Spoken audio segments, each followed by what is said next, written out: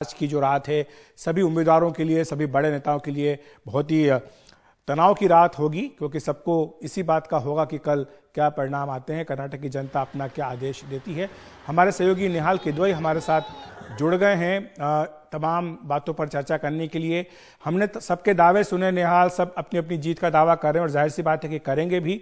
लेकिन इस बीच जेडीएस की कहानी जो है बड़ी दिलचस्प हो गई है, कई तरह की बातें उनको लेकर के सामने आ रही हैं। तनवीर अहमद का भी नाम एक आया है, इनकी क्या कहानी और क्यों सीएम इब्राहिम जो कि प्रदेश अध्यक्ष हैं उन्हें बोलना पड़ा कि वो हमारी पार्टी में नहीं है? देखिए, तनवीर अहमद 2019 में जो यहाँ लोकसभा चुनाव हुए थे, माफ कीजिएगा, जो विधानसभा चुनाव हुए थे 2018 में, उस वक्त कांग्रेस के उम्मीदवार के तौर पर खड़े हुए थे शिवाजी नगर से।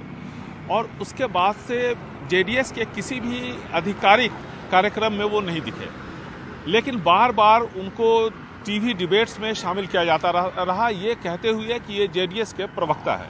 हालांकि जेडीएस ने जो अपने प्रवक्ताओं की लिस्ट जारी की थी उसमें भी उनका नाम नहीं था।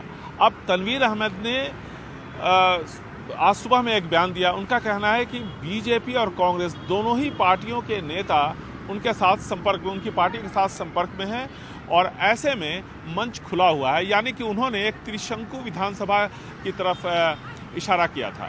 इसके बाद सीएम इब्राहिम जो कि प्रदेश जेडीएस अध्यक्ष हैं, उनके पास जब रिपोर्टर्स पहुंचे और उन्होंने जानना चाहा कि आखिर आपके पार्टी के प्रवक्ता जब इस तरह का बयान दे रहे हैं तो आपका इस पर क्या कहना है, क्योंकि कुमारस्वामी जिस दिन यहाँ चुनाव हुए थे उसी दिन शाम में यहाँ से सिंगापुर चले गए थे। आज देर रात उनके आने की संभावना है।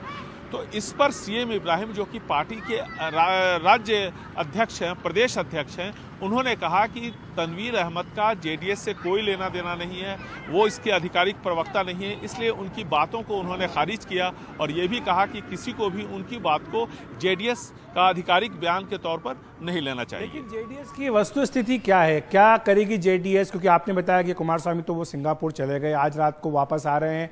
ये भी बयान एक उनका आया था मतदान के दिन की जो उम्मीद थी शायद उतनी सीटें उनको नहीं आ पा रही हैं, क्योंकि जो कहीं गणना है उनकी उसमें कहीं उनको गड़बड़ी दिखाई दे रही है।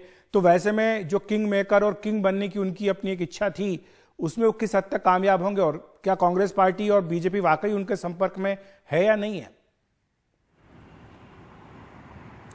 देखिए, इसमें एक महत्वपूर्ण बात यह है कि इस बार पहली बार जेडीएस के अंदर पारिवारिक कलह खुल करके सामने आया है। बीजेपी से लेकर के कांग्रेस के नेताओं ने भी किसी न किसी स्टेज में किसी न किसी तौर पर इस पर प्रतिक्रिया दी और ये कहते हुए कि जेडीएस नेता बीजेपी के नेताओं का कहना था कि बीजेपी पर अगर प्रतिक्रिया दे रहे हैं तो पहले अपने घर को ठीक कर लें।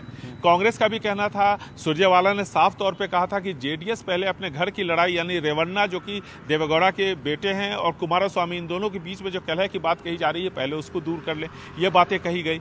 और इसमें कहीं कोई दो राय नहीं है कि पारिवारिक कलह है, टिकट के बंटवारे में भी खुल करके सामने आई थी। और ऐसे में जेडीएस के बारे में ये एक आम धारणा बन गई है कि उसमें वो मजबूती नहीं है जो पहले से थी। हालांकि जो 61 सीटें हैं ओल्ड मैसूरू रीजन की, वो महत्वपूर्ण सीटें हैं, वो वक्कलिगा का गढ़ है और यहीं पे जेडीएस की सबसे ज़्यादा पकड़ है। इन्हीं 61 सीटों में से जब पिछली बार चुनाव हुए थे तो जो 35-36 सीटें जेडीएस ने पूरे कर्नाटका में जीती थी, उनमें से 27 सीटें इसी जेडीएस ने इसी ओल्ड मैसूरू रीजन से जीती थी। लेकिन यहाँ पर कहते हैं कि इस बार कांग्रेस ने अपनी स्थिति मजबूत की है रिवर्स पोलराइजेशन की वजह से, और ऐसे में जेडीएस को नुकसान हुआ है। और बीजेपी ने जिस तरह से वो कलीगा की राजनीति को आगे बढ़ाया है, चाहे वो अमित शाह हो या फिर प्रधानमंत्री नरेंद्र मोदी हो, तो इसके बाद कांग्रेस और बीजेपी इसको इस इलाके में गेन होगा। तो जाहिर है कि अगर इन दोनों को इस इलाके में गेन होता है तो इसका नुकसान जेडीएस को ही उठाना पड़ेगा। और जेडीएस अगर यहाँ नहीं जीती तो बाकी जो बात बीजेपी की ओर से कही गई, दावा किया गया कि कांग्रेस पार्टी अपने जो उम्मीदवार हैं उनको रिजॉर्ट में लेकर के जा रही है, इसमें कितनी सच्चाई है? और क्या ऐसी आशंका भी है कांग्रेस पार्टी में कि अगर त्रिशंकु विधानसभा बनती है तो फिर से एक बार ऑपरेशन लोटस जैसी कोई बात हो सकती है? देखिए, एक आम धारणा है यहाँ पर, जब से ये चुनाव हुआ है उसके बाद जिस तरह से एग्जिट पोल आए हैं, ओपिनियन पोल्स आए हैं, जिस तरह से नेताओं के बयान आ रहे हैं कि दोनों ही पार्टियां ओवर एस्टिमेशन और अंडर एस्टिमेशन की शिकार हैं।